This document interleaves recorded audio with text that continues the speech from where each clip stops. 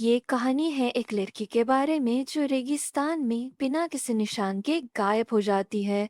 लेकिन चमत्कार से वो 8 साल बाद लौट आती है, मगर किसी को अपने साथ लेकर। कहानी की शुरुआत मिस्र के अस्सू शहर से होती है। ये हम एक परिवार को देखते हैं जो घर लौट रहे थे। जब ये घर आकर देखते हैं तो उनकी पालतू पक्षी गंभीर रूप से मर चुकी थी। ये देखकर दोनों पति पत्नी शौक में थे और ठिकाने में जाते हैं। यहाँ पता चलता है कि उनकी घर के नीचे एक प्राचीन काल की ब्लैक पिरामिड छिपी हुई थी। पिरामिड के अंदर काले पत्थर की एक शव पेटिका का बक्सा रखा होता है। ये एक ऐसा बक्सा है जो प्राचीन काल में मृत शरीर को रखने के लिए इस्तेमाल किया जाता है। इसमें मम्मी बंद शरीर पड़ा होता है। हस्बैंड उस बक्से को ऊपर खींचता है। उसका हस्बैंड उससे पूछता है कि क्या वो जिंदा है, जिस पर उसकी वाइफ ना कहती है। लेकिन अगले ही पल वो लाश जिंदा हो जाती है और उस आदमी को उसी चेन से लटकाकर मार देती है। इसके बाद यहाँ से सीन शिफ्ट होकर हमें कायरो शहर दिखाया जाता है। ये हम एक फैमिली को देखते हैं जिसमें हस्बैंड का नाम चार्ली, जो एक खोजी पत्रकार होता है, और उसकी वाइफ लरीसा, जो प्रेग्नेंट होती है, और साथ ही उनके दो बच्चे केटी और सेबास्टियन को दिखाया जाता है।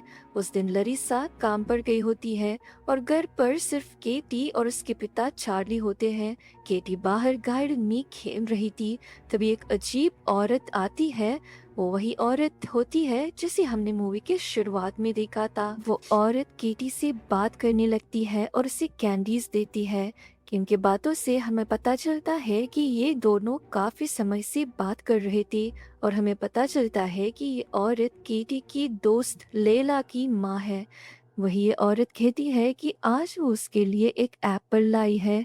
जैसे ही केटी उस एप्पल को हाथ में लेती है, उसमें से एक कीड़ा उसके मुंह के अंदर जाता है और उसके शरीर में कुछ गंभीर चीजें होने लगती है। दूसरी तरफ चार्ली एक कपबोर्ड खोलता है जिसमें से उसे काफी सारे कैंडीज के पैकेट्स मिलते हैं, जिसे देखकर उसे शक होता है कि केटी को कोई अनजान इंसान कैंडीज खिला रहा है।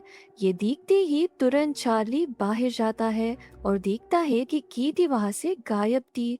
उसी के साथ वहां की गेट में भी छेद था। उसे एक औरत बच्ची को लेकर भागते हुई नजर आती है और फौरन उसका पीछा करता है। मगर तभी भयानक रेत का तूफान आता है जिसकी वजह से उसे कुछ नजर नहीं आता और वो औरत वहां से गायब हो जाती है। पुलिस को ये दोनों अपनी बेटी की लापता होने की कंप्लेन करते हैं। इस केस को ऑफिसर डेलिया हैंडल करती है। काफी जांच के बावजूद भी उन्हें केटी के बारे में कुछ पता नहीं चलता। 8 साल बीत जाते हैं। ये हम चार्ली और लेरिसा को देखते हैं, पर अब सेबास्टियन भी बड़ा हो चुका था।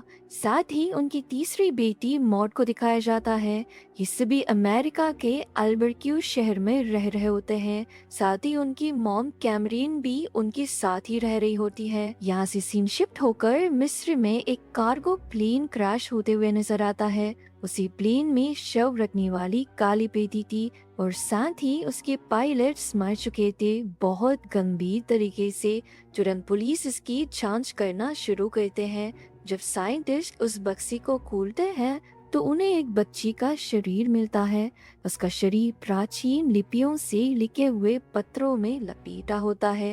यही पता चलता है कि वो लड़की अभी भी जिंदा है, और ये लड़की और कोई नहीं बल्कि केटी थी, जो 8 साल पहले गायब हुई थी। उसके मुंह से वही कीड़ा बाहर आता है और वो चिल्लाने लगती है, जिसे देखकर साइंटिस्ट भी डर जाते हैं। पुलिस तुरंत चार्ली और लरिसा को इसकी खबर कर देते हैं। ये बात सुनते ही दोनों की खुशी का ठिकाना नहीं होता और दोनों उसे मिलने जाते हैं। डॉक्टर ने कहता है कि वो बहुत कमजोर हो चुकी है और उसकी हालत नाजुक है। केटी को देखते ही दोनों इमोशनल हो जाते हैं और खुशी से भर जाते हैं। वो केटी को अपने साथ घर लेकर आते हैं। सबको लगता है कि चमत्कार हो गया है। शुरुआत में केटी किसी से बात नहीं करती थी और सारा समय चुप ही रहती थी। जब कैमरीन केटी के लिए प्रेयर करती है तो केटी अजीब तरीके से उसे देखने लगती है और उस पर वार करती है।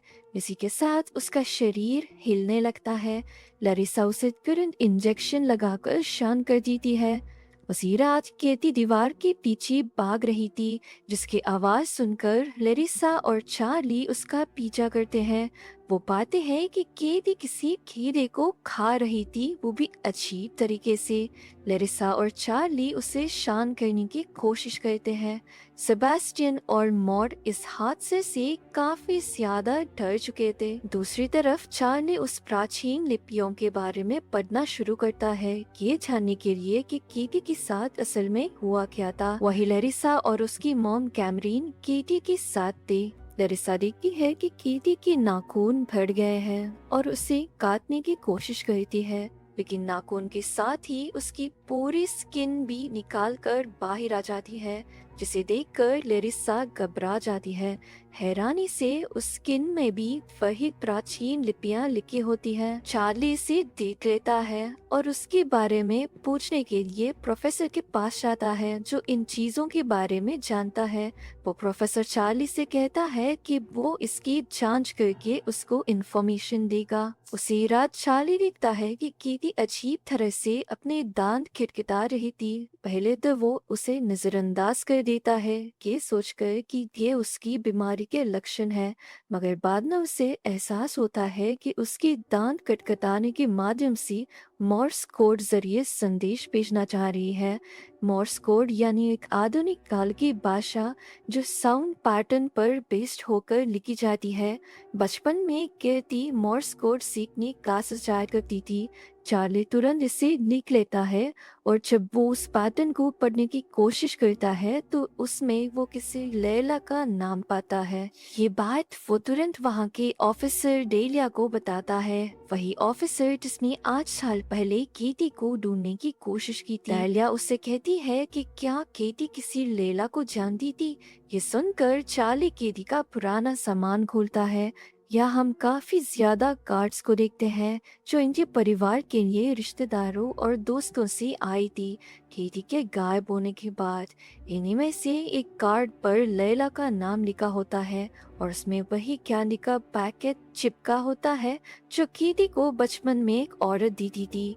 चार्ली तुरंत समझ जाता है कि लैला से केटी के लापता होने का कुछ कनेक्शन है। उसी रात मॉड जब वॉशरूम जा रही थी तो उसे केटी के कमरे से कुछ आवाजें आने लगती है।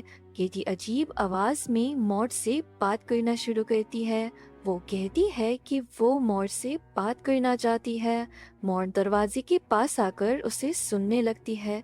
तभी केटी कहती है कि वो उसे टेस्ट करना चाहती है और उसके पैर चाटने लगती है। ये देखकर मॉड पीछे हट जाती है, मगर तभी केटी डिमोनिक आवाज में कुछ मंत्र पढ़ने लगती है, जिसे सुनती ही मॉड हवा में लेविटेट करने लगती है और पोसेस हो जाती है।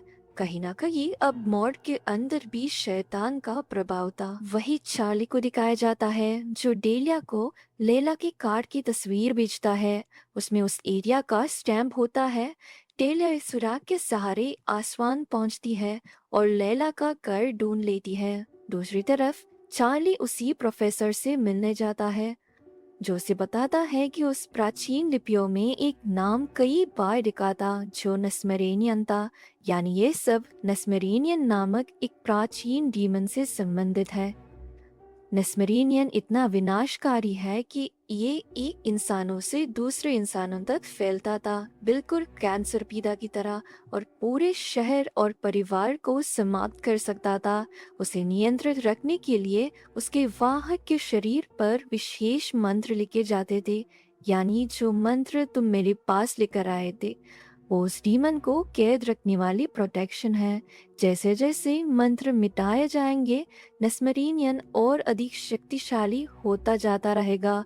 चार्ली ये सुनकर सन्न रह जाता है। वही डेलिया को उसकी घर के ठिकाने में एक छिपी हुई काली पिरामिड मिलती है जिसे हमने मूवी के शुरुआत में देखा था। तभी वो औरत उस पर हमला कर देती है। इसी संघर्ष के दौरान डेलिया उसे गोली मार देती है, जिसकी वजह से वो औरत बुरी तरह से घायल हो जाती है। उसी समय लैला घर आती है और डेलिया को देखकर भागने लगती है। डेलिया उसका पीछा करती है और उसे सरेंडर होने को कहती है। लैला तभी मिट्टी में दबी हुई बक्से को हाथों से खुदाई करके निकालती है, उसमें कई सारे कैसेट्स थे जिस पर केटी लिखा होता है। लैला को डेलिया अपनी कस्टडी में लेती है और इसे पूछताछ करती है और यहाँ हमें पता चलता है कि लैला उसी औरत की बेटी है और लैला केटी की दोस्त हुआ करती थी। जब लैला ने अपनी माँ का खुलासा करने की कोशिश की तब उसकी माँ ने उसकी जीभ काट दी ताकि वो किसी को सच ना बताए। लैला ये सारी बातें लिखकर ऑफिसर डेलिया को बताती है।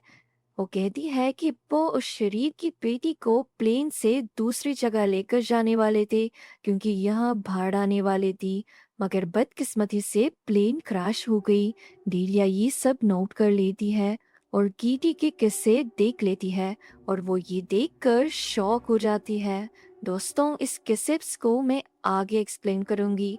उसके बाद तुरंत वो चार्ली को कॉल लगाती है मगर वो नहीं उठाता। डेलिया चार्ली के घर जाने का फैसला करती है ताकि खुद वो कीटी के कैसेट्स दिखाए। वही मॉड स्कूल में अपनी ही टीचर को गाली दे रही थी और अजीब हरकतें करने लगती है जिसकी वजह से स्कूल में चार्ली को बुलाया जाता है।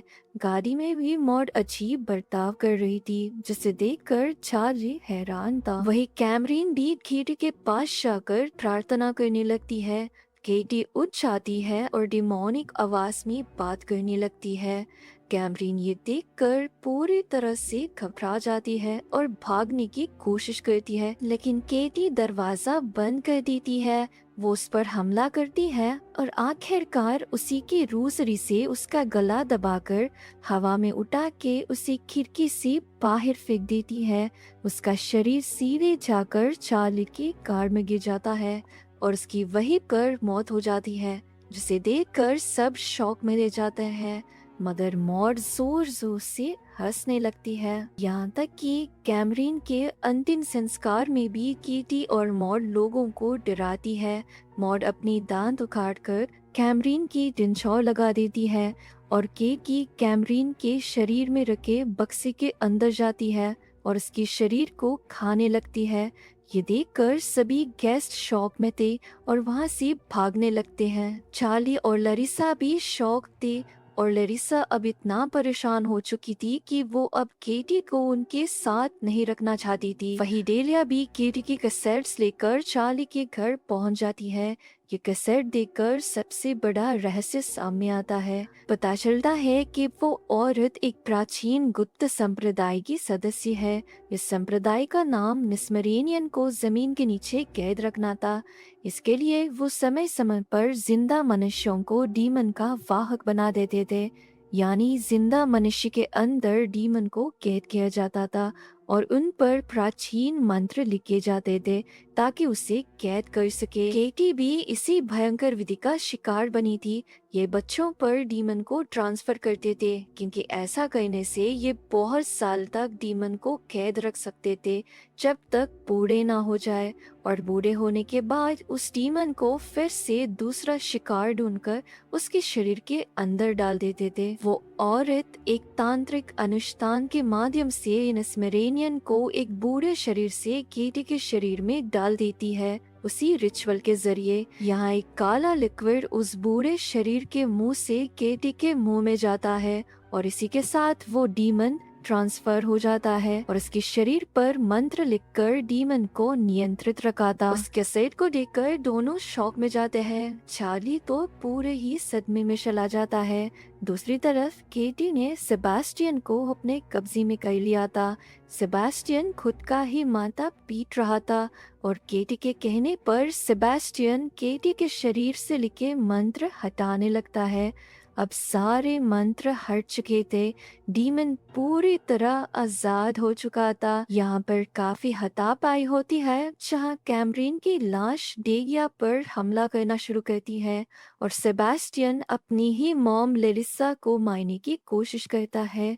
चार्ली को केटी बुरी तरह से घायल कर देती है और कैमरीन डेलिया के गले में एक जिंदा बिच्छू डाल देती है जो डेलिया के गले में छेद कर देता है, लेकिन किसी भी तरह से वो मुंह में हाथ डालकर उस बिच्छू को बाहर निकाल देती है और किसी तरह से कैमरीन से बच जाती है। लेरिसा भी अपने बेटे सेबास्टियन को केटी की दवाई का इंजेक्शन लगाकर बेहोश कर देती है, केटी कहती है कि अब तुम अपनी बेटी को नहीं बचा पाओगे। चार्ली तुरंत केटी को पकड़ लेता है और डेलिया से डीमन ट्रांसफर करने वाले रिचुअल को पढ़ने के लिए कहता है जो उसने कैसेट में सुना था। डेलिया के गले में बिछुआ से बना छेद होता है, मगर उसके बावजूद वो छेद में उंगली दबाकर उसी मंत्र का प्रयोग करके नेस्मरेनियन को केटी के शरीर से निकालकर चार्ली के शरीर में ढाल देती है। ये चार्ली अपनी बेटी को बचाने के लिए स्वयं उस डीमन का शिकार होने के लिए तैयार था।